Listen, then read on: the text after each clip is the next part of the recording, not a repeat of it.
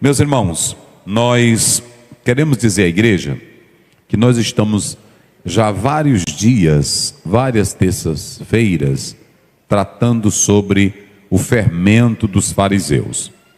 Já explicamos aqui tudo sobre os fariseus, mas baseado na palavra de Deus, nós pontuamos que o fermento dos fariseus é muito importante. A igreja tem a doutrina, tem a palavra exortativa, tem a palavra de edificação, tem a mensagem de alegria, mas a igreja recebe também a mensagem de exortação e edificação para combater o mal, para combater o pecado. E se é uma coisa que pode atrapalhar a nossa vida espiritual, é o fermento velho. Já expusemos isto aqui. E a Bíblia diz, coloca aí na tela, Gálatas 5:9, o apóstolo São Paulo, ele deixou isso claro para todos nós. Um pouco de fermento faz o quê? Leveda toda a massa. Nas parábolas que Jesus faz em Mateus 13, quando você estuda sobre a semente de mostarda, o efeito é para o lado de fora. Já no fermento, o mal é pelo lado de dentro. Então, a igreja ela é atacada tanto do lado externo, como também do seu lado interno. A mulher pegou 3 medidas e colocou dentro da massa. E aquele pedaço de pão fermentado, velho, ele dominou todo o restante da massa. Então, há problemas externos, mas há problema interno dentro da igreja. E nós temos que ter todo cuidado, porque é um pouquinho de fermento que leveda toda a massa. Nesse versículo, nós estamos falando sobre o fermento dos fariseus, o fermento dos saduceus e o fermento de Herodes. Hoje nós vamos terminar o fermento dos fariseus. Os irmãos que vêm nos acompanhando sabem que nós já falamos do fermento dos fariseus em 3 níveis. Eu vou ver se alguém aqui se lembra, aqui não estou também anotado. Eu vou ver se alguém se lembra aqui sobre os 3 níveis de fermento nos fariseus, que a gente vem falando. Cada um eu dividi uma mensagem. Eu falei sobre o primeiro tipo de fermento dos fariseus, depois falei do segundo e hoje vou falar do terceiro. Mas eu já especifiquei todos os 3. Fermento dos fariseus. Quem se lembra de um dos tipos de fermento que eu falei dos fariseus? Isso, a hipocrisia e a aparência. Esse é o primeiro tipo de fermento. Escutem, o Senhor não quer ninguém servindo a Ele de aparência apenas para se amostrar. Ele conhece o nosso coração, Ele nos sonda e Ele nos vê pelo lado de dentro. Com Deus não tem embuste, não tem engodo, com Deus não adianta. Se você faz que está chorando na frente do pastor, Jesus sabe que tu é falso. Se você faz que está dando uma oferta, enganando para dizer que é tanto, Jesus sabe da tua falsidade. Então, pode enganar o pastor, pode enganar a igreja, mas Deus ele está vendo. E Ele não quer ninguém adorando a Ele de aparência. Quem glorifica a Deus? Os irmãos sabem, isso aqui é bíblico, irmãos, isso aqui é muito lindo. Quando nós lemos Lucas 21, vocês sabem que a viuvinha, Jesus olhou para o que estava no coração dela e disse: todos deram do que lhe sobrava. Essa mulher, ela deu tudo. E aí o Senhor Jesus olhou para o coração dela. Com Jesus, diga isso comigo bem forte, com Jesus não adianta máscara. Não adianta, eu quero dizer para vocês, não adianta pintar a cara, não adianta falsear, não adianta querer imitar. Ele conhece, porque Ele sabe de todas as coisas. Então o primeiro fermento dos fariseus é a hipocrisia e a aparência.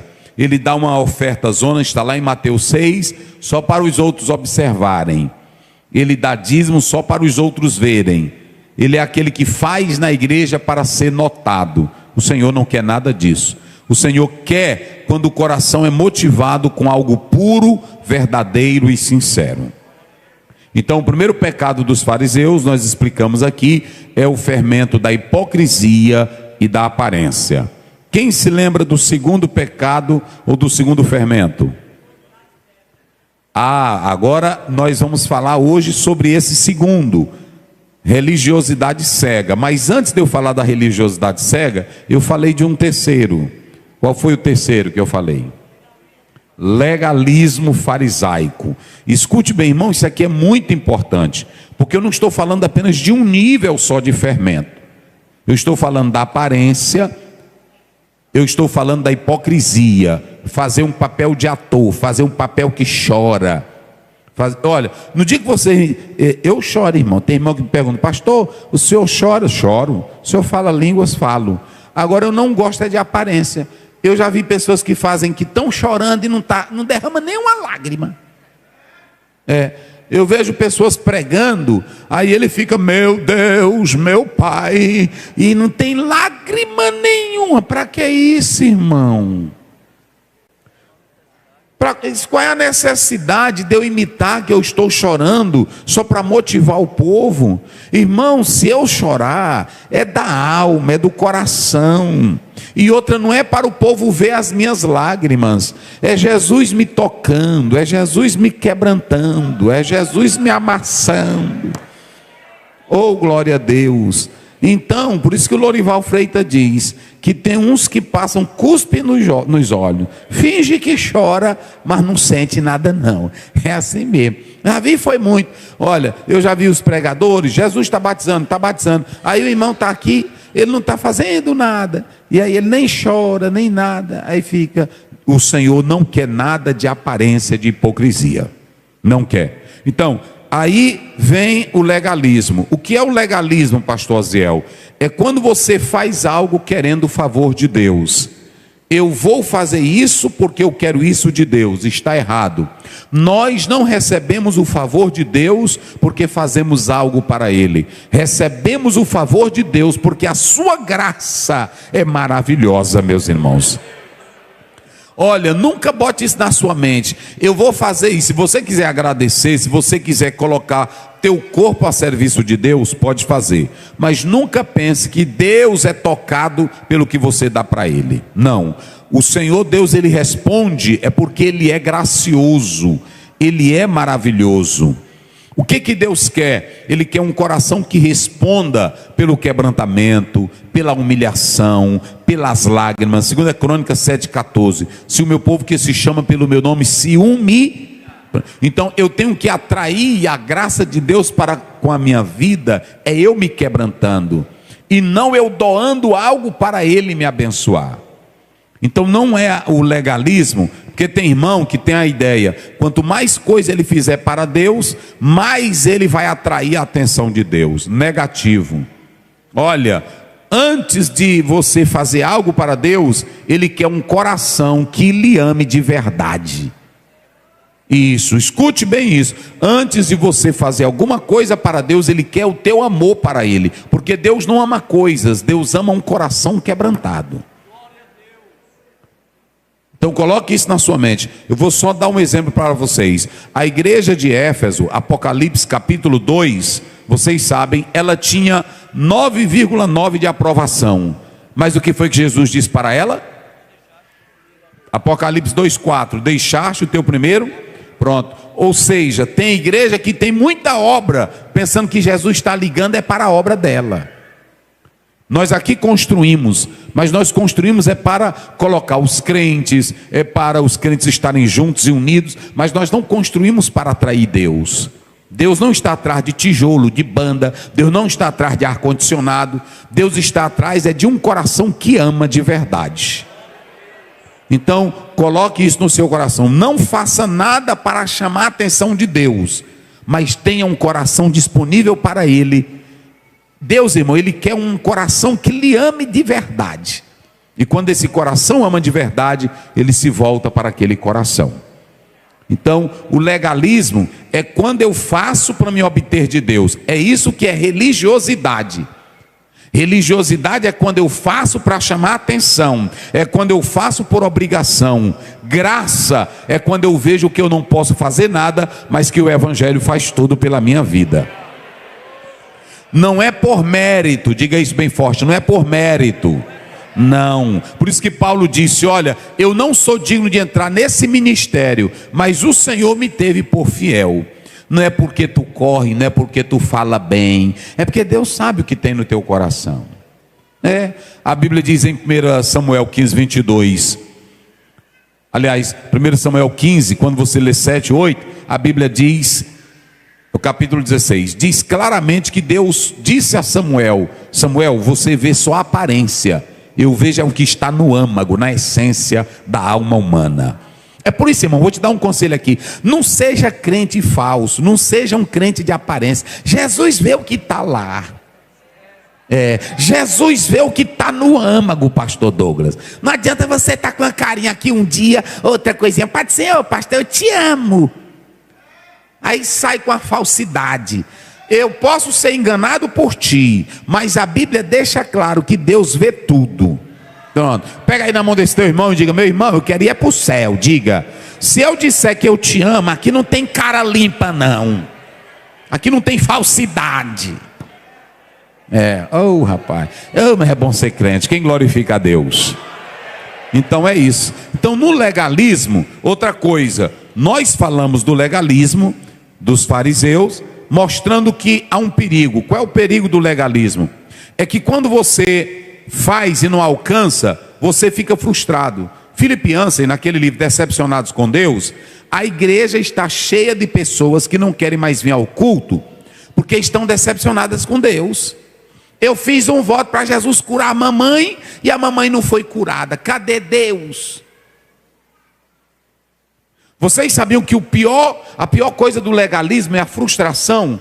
Porque ele faz, e quando não alcança, ele se desespera e larga Deus de mão. Vocês observam que eu estou aqui há 12 anos, vocês nunca me viram eu criar uma campanha. Eu não combato sua campanha não, tu pode fazer tua campanha. Mas sabe por que eu não ando nessa? É porque eu sei que Deus só faz quando Ele quer. Campanha da virada, campanha, o que mais? Da fogueira santa, a campanha do impossível. Aí você quer obrigar Deus a entrar no teu jogo e achar que tem mérito, que o tanto que você está orando é o que Ele vai te responder. E quando você não responde, olha para cá, eu falei isso aqui, 3 coisas. Uma, você fica frustrado com Deus. Eu não entendo. A igreja orou, a mamãe orou, o pastor fulano de tal, que é um homem de oração, orou, e Jesus não curou. Cadê Deus? Ele está no mesmo lugar, mas pergunta se Ele mandou tu fazer campanha. Agora, quando você lê 1 João 5,14, bota na tela, para eles entenderem. Mas a Bíblia é essa daqui. Se tu quiser ficar com outras coisas, olha aí, e esta é a confiança que temos nele. Eita glória. Meus irmãos, eu venho para o culto todo dia confiando em Deus. Eu venho para o culto sabendo que o crente adoece, que crente sofre, que crente morre, mas eu sei que ele tem uma pátria garantida lá nas mansões. Quem glorifica a Deus? Ele tem lá no céu. Na hora que eu tenho um problema, aí pronto, Senhor Deus, eu estou nessa prova, Pai. Tu és o meu guia, Tu és o meu pastor. Está lá no Salmo 23, irmão, 4. Tu és o meu pastor. Senhor, essa luta é grande, eu não posso resolver, mas o Senhor é quem resolve. Eu entrego em Tuas mãos, Senhor. Me dá vitória, mas seja feita a Tua. É assim, eu não fico doido. Cadê? Aí pronto, aí eu começo. Vem, é o 14º dia, é o 15º. Aí chega o 16º e o 17º. Aí não dá nada, aí tu fica desanimado para vir culto de oração, não é assim? Frustrado porque não recebeu, e decepcionado, e os outros perguntando: cadê tua campanha? Então vou te dar um conselho hoje: seja só crente. Não diz o Salmo: entrega o teu e faça o quê? E confia nele. Sim. Isso.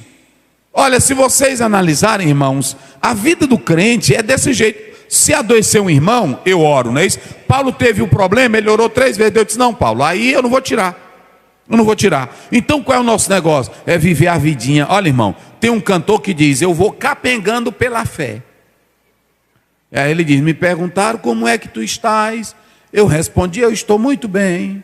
Eu vou levando minha cruz devagarinho, vou seguindo o meu caminho sem ferir ninguém. É assim. Nessa estrada existe muito embaraço, existem muitas batalhas que às vezes me faz colocar de pé. Eu vou lutando, vou orando e jejuando, e eu vou me apegando com Jesus de Nazaré. É assim. Vou capengando pela fé, vou capengando pela fé. A vida é essa. Tem dia que o irmão chega lá em casa, eu estou chorando, não é assim? Mas sem abandonar Jesus. Tem dia: irmão, como é que está? Ô, irmão, meu pai adoeceu. Ô, irmão, meu pai morreu. Ô, irmão, é assim. Mas e aí? Mas já nós se encontramos lá. É assim, é desse jeito, irmão, a vida. É a vida que segue. Aí pronto, aí você fica desesperado, sobe monte, aí fica doido e não dá certo. Aí fica atrás de um profeta, desce e vai lá na casa da Chiquinha. Aí: irmã Chiquinha, tu viu aí alguma coisa, irmã Chiquinha? Aí fica doente, não é assim? É, eu sei como é isso aí, tudinho, aí fica uma doença. Os irmãos vêm tudo doente. Aí não vem culto, irmão, a nossa vida é só essa. Aí pronto, o legalismo cria isso. Aí fica aquele desespero, forçando. Não. Deus abençoa, ajuda. E aí hoje nós vamos falar sobre o que o pastor Arimateia falou. Coloca aí na tela essa temática. E aí depois nós vamos começar. Tá aí, irmãos. Eita, rapaz, ele botou pesado mesmo agora aí, viu? Ficou pesado isso aí. Religiosidade cega.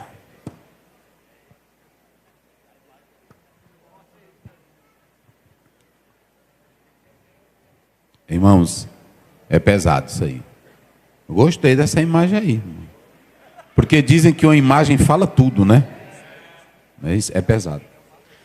Pode deixar a imagem aí. Eu vou mostrar, antes de nós entrarmos no texto, 2 tipos de religiosidade cega. Aliás, vamos colocar 3. A primeira que nós vamos começar está em 1 Reis 18. Você que tem a sua Bíblia, 1 Reis capítulo 18. Aí você pode observar religiosidade cega, verso 29. Vamos começar pelo verso 28. 27, vamos, me ajuda, leia rapidinho. Vamos lá. Vamos.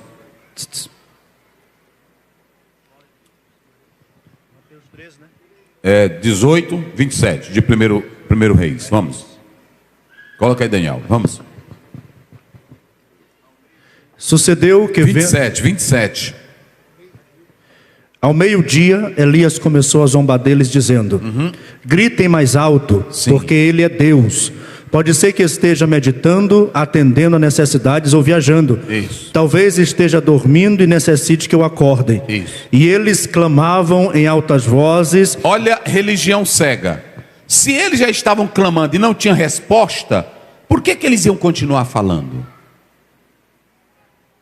Se eles estavam clamando e não tinha nenhum som, eles agora vão entrar para o apelo do desespero. Irmãos, escutem, nós não podemos ter uma religião de apelação. Não faça isso não. Não faça isso, isso é religiosidade cega.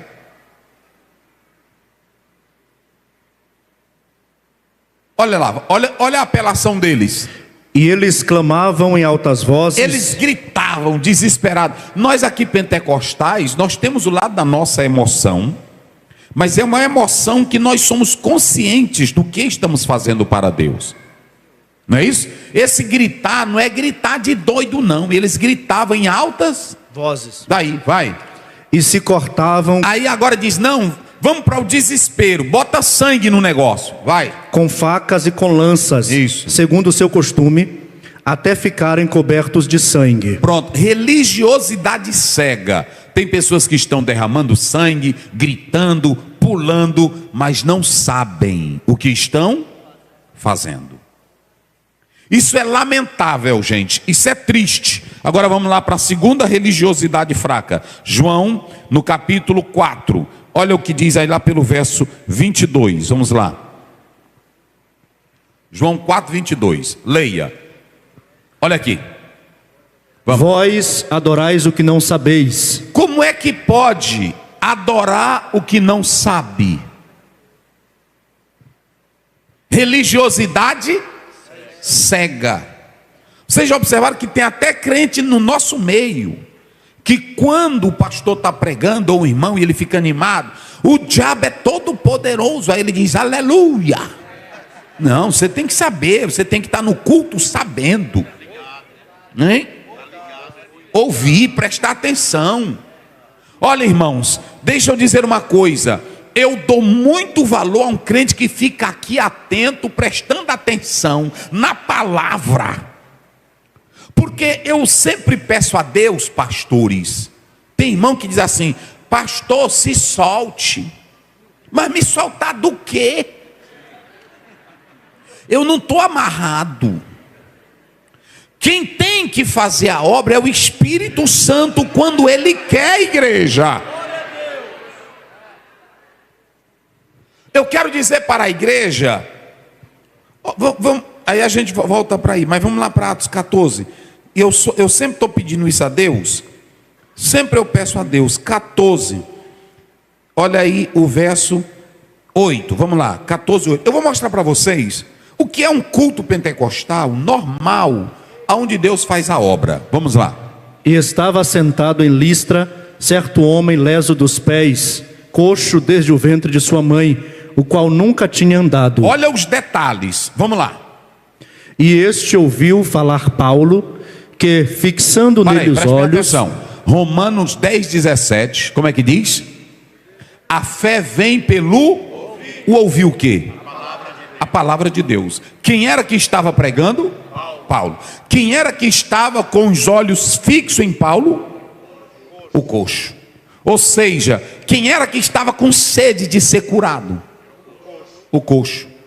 Mas esse coxo não estava atrelado na cura, ele estava atrelado no quê? Na palavra. Aqui está a diferença. Eu quero mostrar para vocês o que é um culto que não é cego, o que é um culto que não está em busca de uma cura, é um culto que está em busca da palavra. A cura é uma consequência do efeito da palavra, irmãos. Meu Deus do céu, quem é que não crê que Jesus cura? Eu dobro meus joelhos direto e digo Jesus, eu digo Jesus cura. Agora tem irmão que diz, pastor, ore e ordene. Não, eu oro e entrego para o Senhor. Eu oro e entrego para o Senhor. O texto que eu acho bonito, me parece que é lá em Timóteo, 2 Timóteo. Aí a Bíblia diz, e Paulo deixou Trófimo doente. Não é? É o 4, não é isso?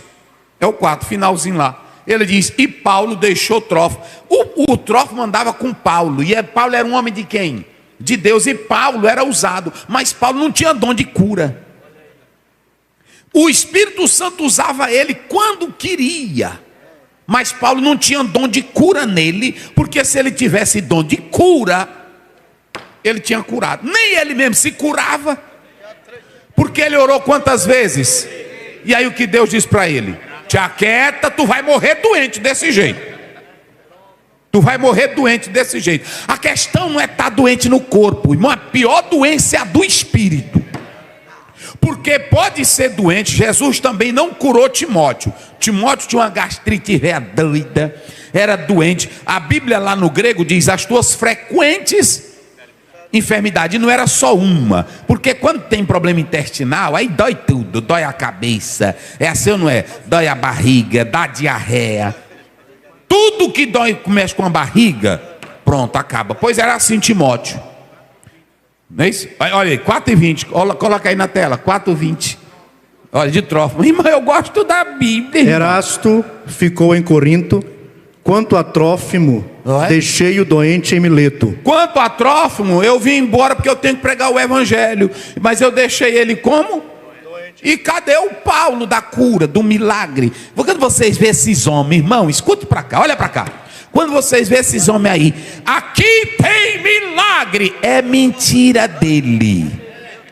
É só mentira. Milagre tem quando Deus quer fazer. Quando Ele não quer, Ele não faz. Tu pode orar o tanto que tu quiser. No dia que chegar a tua morte, aí te acabou. Compra teu caixãozinho. É só isso. Jesus, eu te agradeço. Já vivi muito, Jesus. O Senhor tem me abençoado até aqui. Aí pronto, despede o teu servo. E pronto, e vai tua viagem. Não força não. Não é assim. Não força não, vá a tua viagem. Agora pronto, né?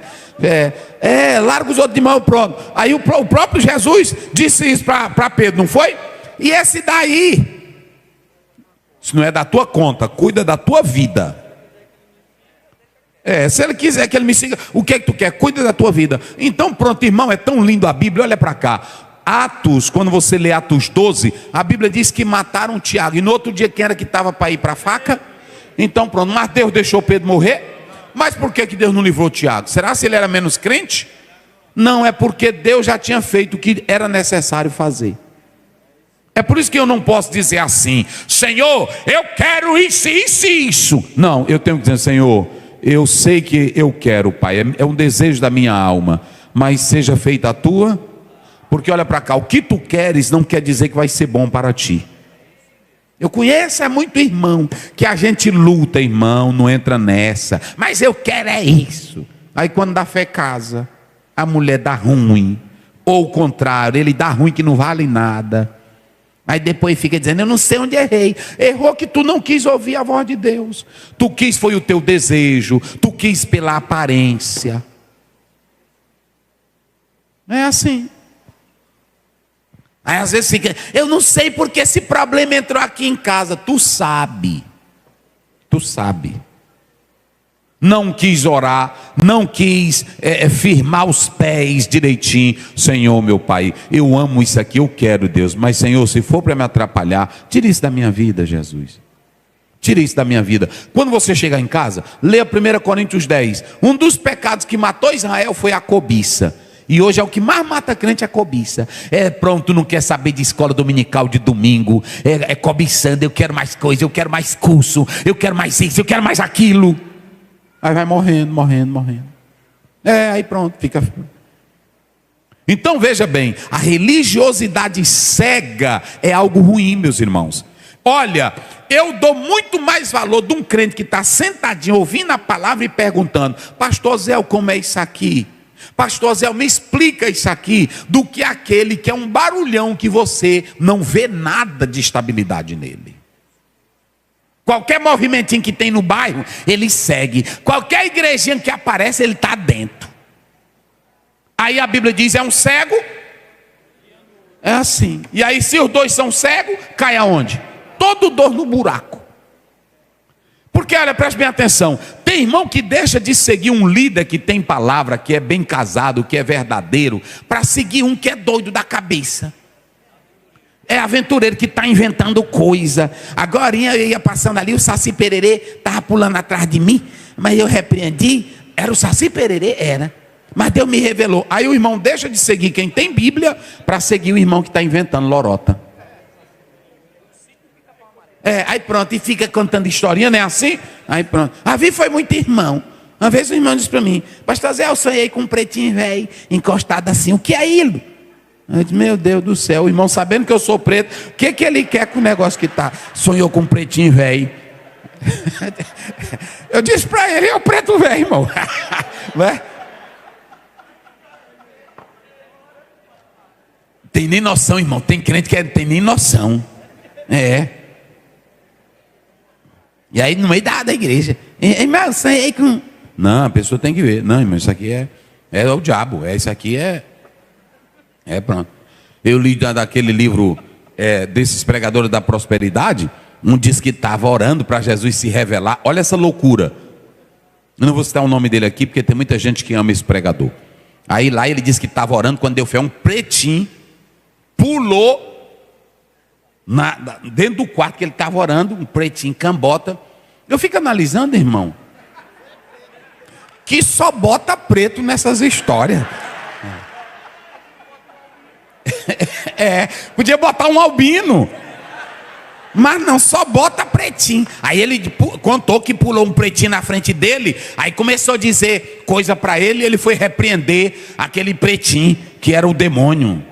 Não, isso aqui mesmo eu já proibi os irmãos pegarem só aquele meninozinho da África, aí botar só os pretinhos com a cabecinha. Não, bota os dois, eu já disse, bota o pretinho e bota o branquinho, porque não é só pretinho que passa fome. Você tem que ver as coisas. Aí fica essa. Irmãos, olhem para cá. Primeira religiosidade cega. Qual é a primeira que eu citei? Quem se lembra? Os profetas de... Quem crê que o nosso Deus é vivo? Quem crê, escute aqui, quem crê que na hora que o crente dobra o joelho, a oração já chegou lá.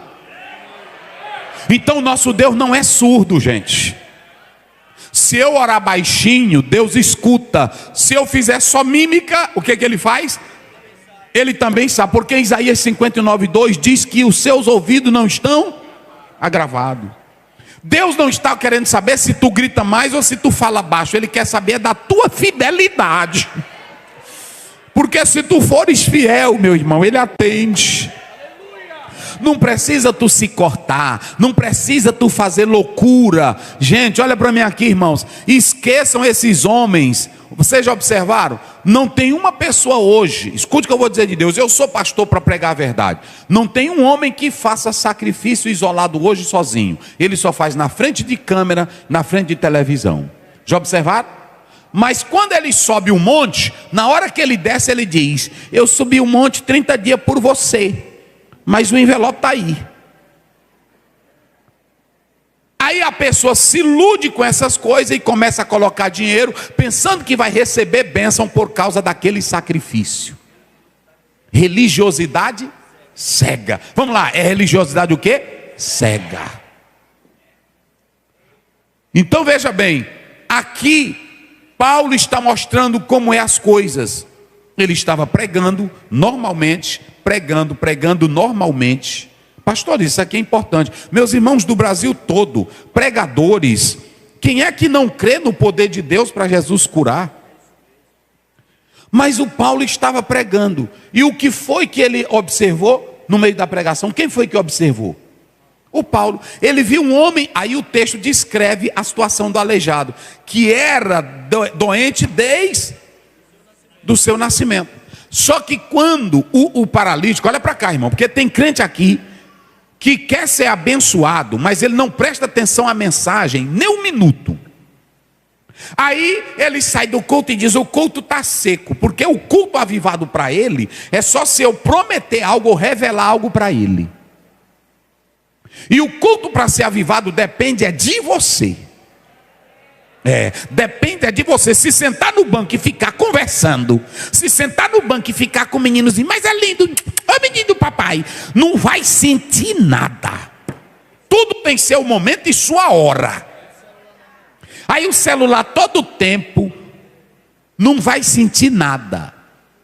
Irmãos, não depende de mim. A tua bênção não depende de mim. A tua bênção depende da tua disposição.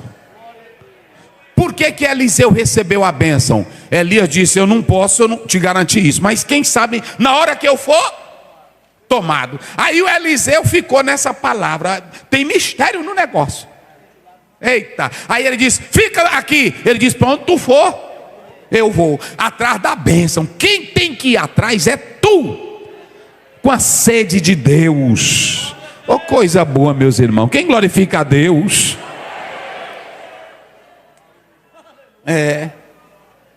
Aí a Bíblia diz que o rapaz, vai lá, olha, ele, Paulo, pregando normalmente, coloca aí, para nós fechar aqui, não vai dar para me terminar hoje. Vai lá, bota aí. Atos 14:9. Isso, bota, meu filho. Aí ele estava pregando e ele colocou os olhos em quem? Fixando nele os olhos, vendo que tinha fé para ser curado. Agora Paulo viu o que no homem? Fé. Ele tinha fé. Que ele tinha fé. O que eu estou dizendo aqui, pastor Balbino, escute. O que eu estou dizendo aqui é que se eu estou pregando a palavra e eu tenho fé, irmãos, e eu estou com fé, e eu estou pregando, e a igreja sedenta, no meio da pregação Jesus pode curar alguém, pode ou não pode? No meio da pregação um paralítico pode jogar a cadeira de roda fora, pode ou não pode? É isso que eu estou dizendo. Ou então terminou a pregação, eu vi que a igreja sentiu e eu senti também, eu digo, meus irmãos, vamos fazer uma oração para Jesus curar, não é assim? Vamos fazer uma oração para Jesus. Aí tem irmão que não, ele acha que aquela pessoa carrega uma magia, um poder, que ele tem que chamar ele. Olha, o Naamã no capítulo 5 ficou zangado com Eliseu, porque ele disse assim: eu pensei que ele ia sair, botar a mão nas minhas feridas, nem me recebeu, só mandou tomar banho. Pronto, mas quem é que faz o milagre? É o profeta ou é Deus? Então Eliseu só diz: vai te banhar, vai te banhar. Pronto. Era. Então deixa eu dizer uma coisa para vocês. Aí, olha aí, bota o outro versículo. A Bíblia diz que Paulo olhou para o homem e viu. Aí Paulo só disse assim: olha o que Paulo disse em alta voz. O que foi que Paulo disse? Levanta-te direito sobre teus pés. E ele saltou e andou. Ele fez show aqui, o Paulo fez. O Paulo ficou dizendo: olha, eu estou sentindo aqui esta noite que alguém vai andar, vai andar, vai andar, vai andar, vai andar. Isso aí já é nosso. É sensacionalismo, religiosidade cega, que para Jesus curar não precisa eu gritar e nem pressionar ninguém. Senhor, está em tuas mãos, aqui está a tua serva, abençoa, porque o poder está nele, não está em mim, meus irmãos. Não está em mim. Aí ele disse: ei rapaz, ele só disse assim: firma sobre os teus. Aí pronto, aí o homem deu um salto. Quando saltou, a multidão disse: os deuses baixaram entre nós. Aí pronto, aí foi uma loucura. Aí o mesmo depois que disseram que Deus baixaram, vamos dar uma pena neles dois. Porque o povo é assim. Então, escute o que eu vou dizer para vocês. Segundo exemplo de religiosidade cega, a mulher samaritana, coloca lá. Que eram os samaritanos. Os samaritanos tinham um Pentateuco, uma crença misturada, mas era uma religiosidade cega. Coloca, olha aí. 4:22. Isso. Leia aí, bora, como é que diz? Vocês adoram o que não conhecem. Vocês adoram. Oh, irmão, mas como é que pode isso? Adorar o que não conhece. É porque a religiosidade cega. Vai, eu vou dizer uma coisa para vocês, para nós fechar. Vamos. Vocês adoram o que não conhecem. Sim. Nós adoramos o que conhecemos. Olha. Porque a salvação vem dos judeus. Vocês adoram o que vocês não conhecem. Aqui nós vamos desfazer a crença no universalismo. Quando as pessoas dizem assim: todos vão ser salvos. É uma inverdade. Por quê? Escute bem. Só pode ser salvo quem conhece Jesus. Só pode, esse negócio que todos serão salvos, todos os caminhos levam a Deus. Não, só tem um caminho que leva a Deus. Eita glória. Só tem uma porta que leva a Deus. Quem glorifica? Só tem um caminho que leva a Deus. João 14:6, ele disse como? Eu sou o caminho. E o que mais? E o que mais?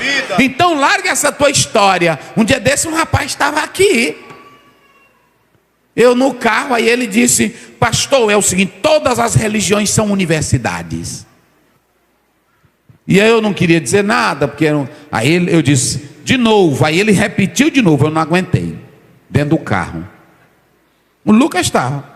Ele disse: todas as religiões são universidade, de cada um eu aprendo um pouco, e assim eu vou seguindo a Jesus Cristo. Eu disse: irmãozinho, tu está tão errado.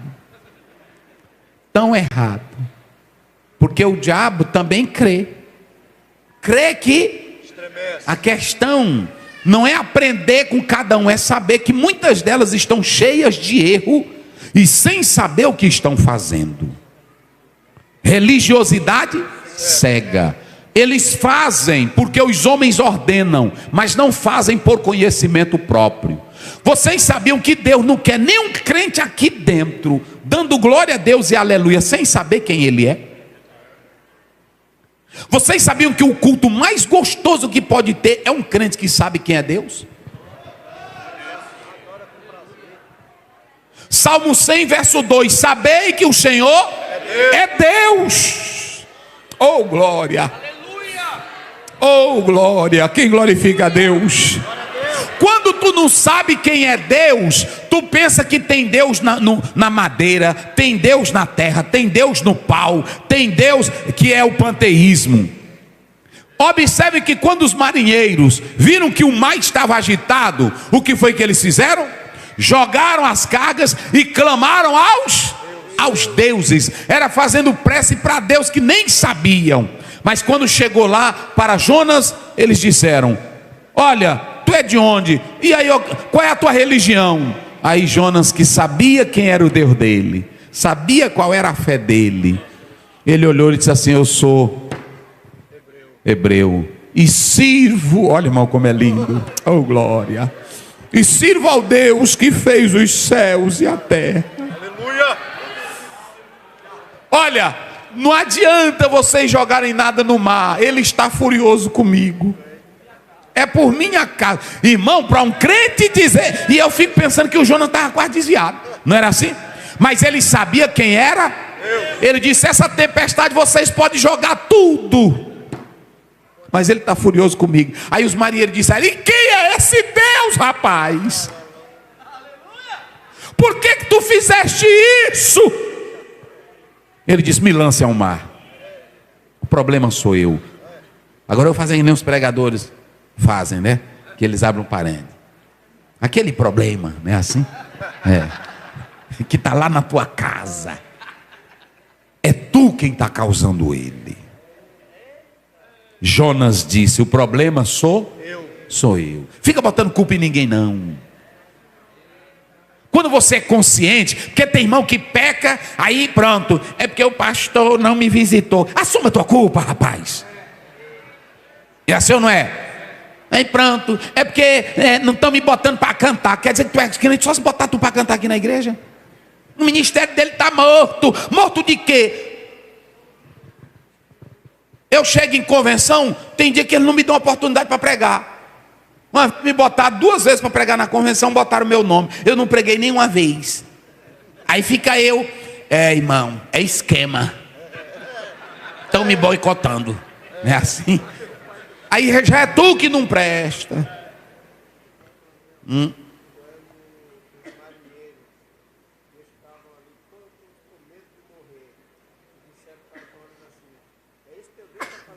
Foi. Oraram logo, é verdade. Porque viram, irmão. Aí Jonas, a tempestade zona quebrando tudo aí. Aí os marinheiros: rapaz, que Deus é esse?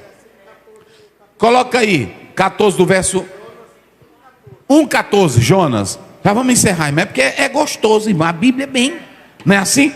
Explicadinha. Vai, olha aí. Então clamaram ao Senhor e disseram: ah, Senhor, nós te rogamos. Irmão, olha para cá, preste atenção. Eles não sabiam qual era o Deus verdadeiro, mas na hora que Jonas disse: é esse o Deus, é ele que está fazendo isso, aí eles já ficaram, foi com medo de Deus. Nós te rogamos, Senhor. Como é que diz? Nós te rogamos que não pereçamos por causa da alma deste homem. Eita Deus. E que não ponhas sobre nós o sangue inocente, porque tu, Senhor, fizeste como te aprouve. Quem glorifica a Deus? Aí outra coisa, irmão, diga comigo bem forte: é ruim adorar um Deus que você não sabe quem ele é. Os marinheiros adoravam, mas agora eles viram que o Deus verdadeiro era o Deus de quem? Pronto. Lá em Atos 17, o pessoal de Atenas adorava a Deus. Mas como? Ao Deus desconhecido. Nem eles sabiam. Aí Paulo, quando abre a boca, diz: o Deus que vocês adoram sem conhecer, eu vou dizer quem é ele. É o Deus que fez os céus, é o Deus que fez a terra, é o Deus que fez o mar, é o Deus que nos dá fôlego. Nele vivemos, existimos e somos. Só quem crê nesse Deus, levante a mão e adore a ele, se você crê. Aí pronto, e a Maria de Jesus, lá de Igarapé Grande, cantava: se contemplo o céu, nele eu vejo Deus. Em tudo eu vejo Deus. No mar imenso e grande eu vejo o Senhor. Em tudo eu vejo Deus, o nosso Criador. Eu vejo Deus no céu, eu vejo Deus no mar, eu vejo Deus na terra e em todo lugar. Eu vejo Deus no céu, eu vejo Deus no mar, eu vejo Deus na terra e em todo lugar. Na face dos irmãos eu transbordo o amor de Deus. No círculo de oração também eu vejo Deus. Ah, vai! Eita, irmão, é coisa boa ser crente. Oh, mas é bom ser crente. Aí pronto, aí a pessoa... E aí o Salmo 19 diz: os céus proclamam a glória de... Eita, irmão, o crente... Irmão, vou dizer algo para vocês. O homem de Deus, e antigamente os crentes, eu via irmão botando roça, mas era botando roça, apanhando arroz e assoviando os hinos da harpa, glorificando a Deus. Era assim, tranquilo. Eu via irmão na prova, na dor, mas aí era dizendo: olha, irmão, nós estamos na luta, mas Jesus está conosco, não é, pastor? Eu vi demais. Era assim as crenças, irmão. Hoje não, está tudo mudado. É assim, vocês adoram o que vocês não, mas nós adoramos o que nós. Oh, glória a Deus. Irmão, vou dizer uma coisa aqui. Olha, eu vou fazer uma pergunta: quem aqui está neste culto que confia mesmo em Jesus Cristo? Eu vou fazer outra pergunta: quem aqui sabe de fato quem é Jesus Cristo?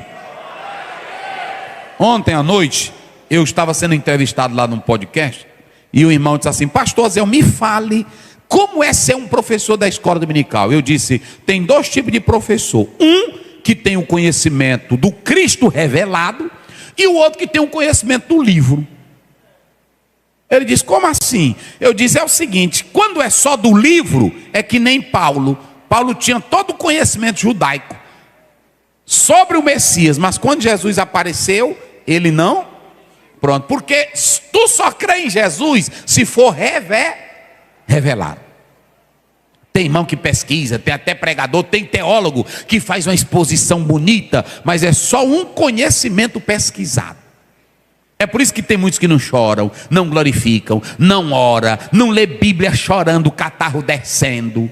É porque é só um conhecimento teórico. Ele dá uma mensagem zona, né? Pronto, queridos, como dizia o Fischer no livro, na página 170, falando do verbo. Ah, é só nisso.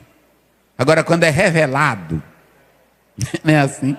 É que nem um filósofo, que aí foi fazer um concurso para o pastor ler o Salmo 23 e o filósofo. Aí o filósofo leu o Salmo e explicou de modo majestoso e todo mundo aplaudiu.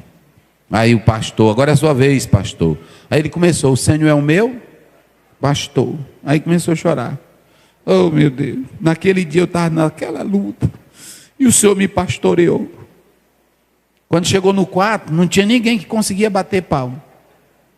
Todo mundo chorando. Porque o irmão leu o salmo contando como era que o pastor guiava ele no dia a dia. Ainda que eu ande, naquele dia que eu estava lá no hospital, eu pensei que eu ia morrer, mas quando eu clamei por ti, aí pronto, quando olharam até o filósofo, irmão, é diferente. Quem crê nesse Jesus, diga glória a Deus.